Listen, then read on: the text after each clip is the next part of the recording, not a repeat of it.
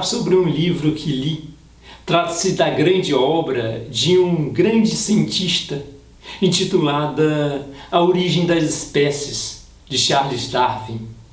Li exatamente a sua obra com todo o cuidado e atenção para com isso quebrar um grande mito que existe sobre essa teoria e da própria figura de Darwin.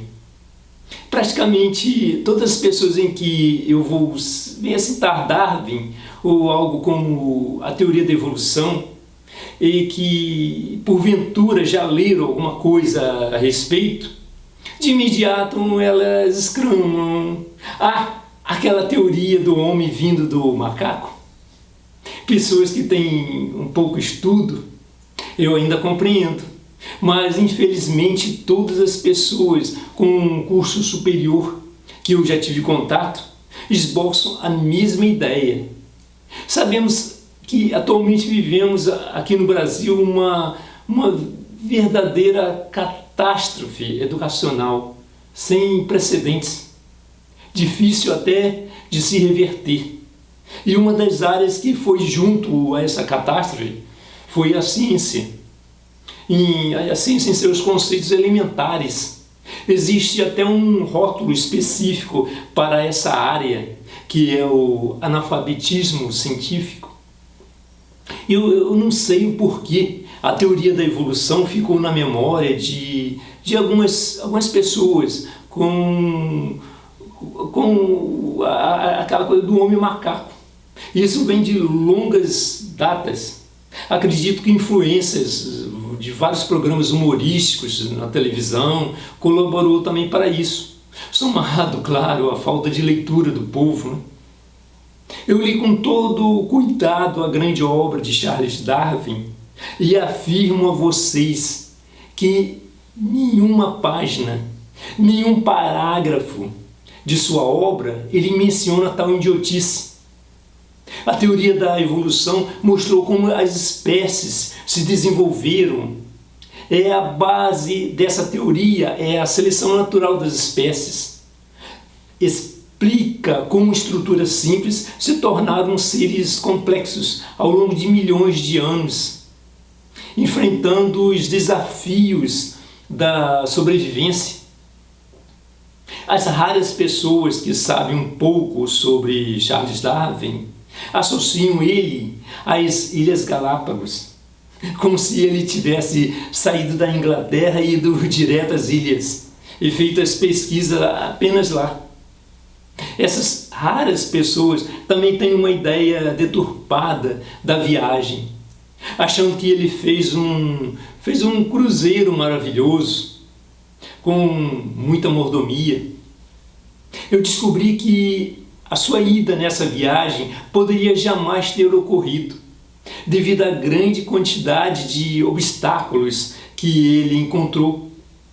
Eu não me contentei em apenas ler a sua obra, mas fui um pouco além. Pesquisei a sua vida e o que levou a escrever essa obra. A começar, Charles Darwin nasceu em 1809 na Inglaterra, de uma família aristocrata. Seu avô médico intelectual, ele estudou medicina na Universidade de Cambridge. E tudo começa quando a Marinha Britânica pede para que um de seus professores indicasse alguém com dons científicos para fazer uma viagem importante ao redor do mundo. Esse professor então indica Charles Darwin. Era professor de botânica. Esse professor então ele pediu que ele se aprofundasse nos conhecimentos de geologia. Ele então passou a frequentar palestras na universidade, mesmo depois de formado, e até mesmo fazer trabalhos de campo. Um certo dia, ele recebeu uma carta oficializando esse convite e chegou para o seu pai e deu a notícia. Seu pai não queria deixá-lo ir, por algo bem lógico. Seu pai então questionou por que nenhum professor experiente aceitou. Porque logo você, recém-formado.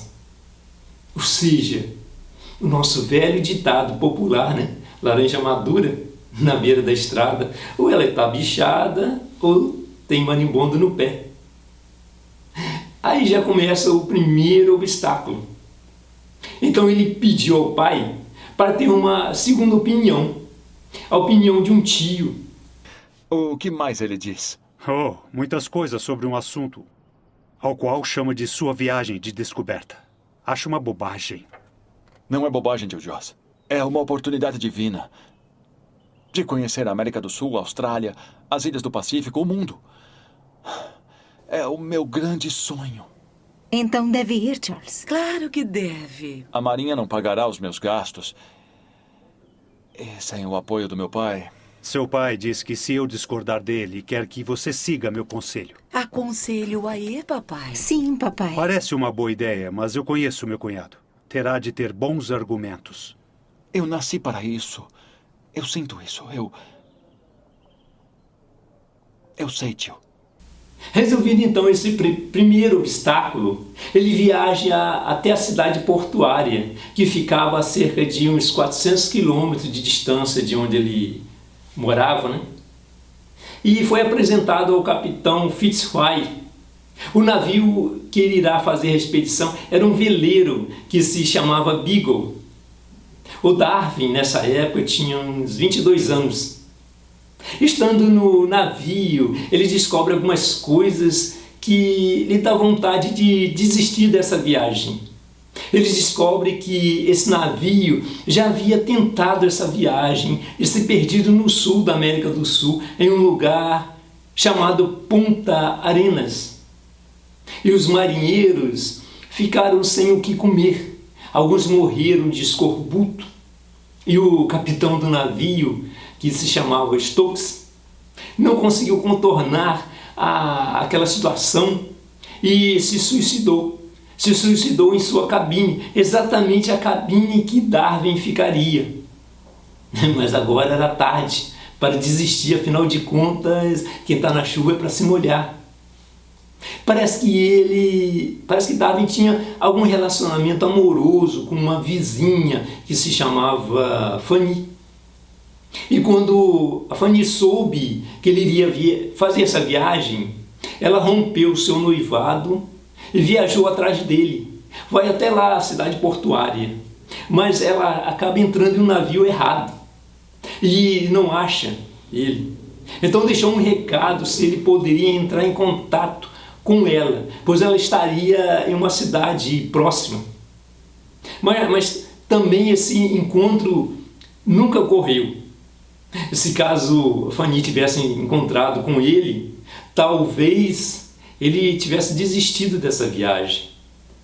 O capitão exigiu uma reforma desse navio, né? E uma das exigências foi a substituição de todos os canhões de ferro por canhões de bronze, para que não ocorresse o mesmo episódio anterior de alteração nas bússolas e ficar perdido lá no sul, né, da América do Sul. Essa viagem ao redor do mundo se deu apenas no hemisfério sul e a maior parte da sua concentração foi na América do Sul. Ela foi de 1831 até 1836.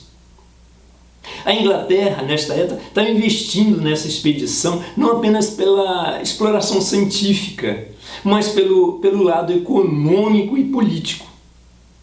Na realidade, a Inglaterra estava tentando achar uma nova rota de navegação pelo extremo da América. Havia tentado várias expedições pelo hemisfério norte e todas foram fracassadas. E agora tentava-se pelo sul. Já era conhecido a rota pela África, usando o canal da Boa Esperança, o Estreito de Magalhães, sendo que o Estreito de Magalhães era praticamente uma área dos espanhóis, né? A parte científica dessa expedição era se ter um conhecimento melhor da região para principalmente a confecção de mapas cartográficos. Esse retorno se deu praticamente para uma exploração melhor de um outro canal que a viagem anterior, em que o navio se perdeu, encontrou, e esse canal foi batizado de nome de Canal de Beagle. Esse nome batizado é o nome do navio, e esse nome até hoje é conhecido. Bem, o navio saiu em dezembro de 1831, passa pelas Ilhas Canárias, Cabo Verde e chega a Salvador, na Bahia. Ficou alguns dias atracado em Salvador. Darwin ficou indignado com a escravidão aqui no Brasil. E isso levou a ele uma discussão grave com o capitão do navio. Tão grave que ele discordava de seu ponto de vista, e a discussão foi tanta que, a tal ponto que o capitão do navio pediu para que ele retornasse para a Inglaterra no dia seguinte em um outro navio que estava atracado. Mas no dia seguinte, ele pediu desculpas e pediu para que ele continuasse nessa viagem. Temos aí uma outra situação em que quase que ele não faz essa viagem. Enfim, a viagem prosseguiu, aportou no Rio de Janeiro. Interessante, eles usavam o ângulo do Sol quando o relógio marcasse 12 horas em Greenwich. E com isso eles calculavam a longitude. Então para isso deveria haver um tempo bom e sol. Com isso o navio permanecia no porto. Além de outras coordenadas de alguns astros à noite também, né? Enquanto o navio ficava tanto tempo parado em algum desses portos, né? Darwin ele fazia expedições em terra. Em Punta Alta, na Argentina, fiz a primeira descoberta. É por ali, senhor. Encontramos os restos do que descobrimos ser um megatério. Um animal enorme da família da preguiça. Então pensei, estava encucado. Como estes restos chegaram lá? Como se formou esse cemitério? Que forças atuaram? Apenas quando voltei à Inglaterra, percebi que havia um mistério maior. Esses restos eram versões gigantes de criaturas conhecidas, tão similares que deveria haver uma ligação entre elas. Qual seria? Havia enigmas por todo lugar. Quando cheguei aos Andes, fiquei fascinado e nada assustado ao sentir os mesmos sintomas. Não suportou. E lá encontrei conchas fossilizadas. E as conchas agitaram meus pensamentos ao prover a cura para a minha doença. Mas eram menos empolgantes para o meu amigo, Capitão Fitzroy. O livro A Origem das Espécies é um livro riquíssimo em muitas informações. Eu diria que todo aluno secundarista deveria de ler. Para vocês terem uma noção do conteúdo desse livro, eu escolhi alguns trechos para leitura. Acompanhem